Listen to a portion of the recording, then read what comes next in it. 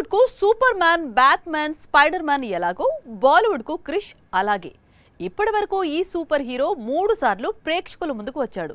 4వసారి తిరిగొచ్చేందుకు మాత్రం ఏళ్లకు ఏళ్ళు సమయం తీసుకుంటున్నాడు. కానీ ఇక వెయిటింగ్ ముగిసింది. క్రిష్ తిరిగొచ్చే సమయం ఆసన్నమైంది. బ్యాట్మెన్ స్టోరీపై సినిమాల మీద సినిమాలు వస్తున్నాయి. స్పైడర్ మ్యాన్ పై కూడా కథలు రాస్తున్నారు. కానీ క్రిష్ ఎందుకు తిరిగి రావడం లేదు? ఎందుకు సినిమాలు తీయడం లేదు? మరో సీక్వెల్ కథ ఎందుకు రాయడం లేదు? ఇదే క్రిష్ ఫ్యాన్స్ ఫీలింగ్. 2013లో క్రిష్ 3 రిలీజ్ అయింది. మళ్లీ ఇంతవరకు క్రిష్ 4 సంగతి లేదు.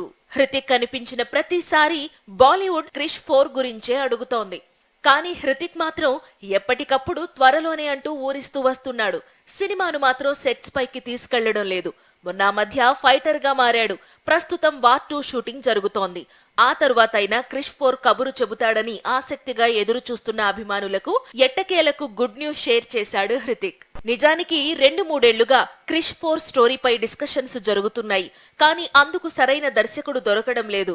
ఇదే ప్రాబ్లంతో క్రిష్ 4 స్టోరీని తీసుకెళ్లి పఠాన్ డైరెక్టర్ చేతుల్లో పెట్టాడు హృతిక్.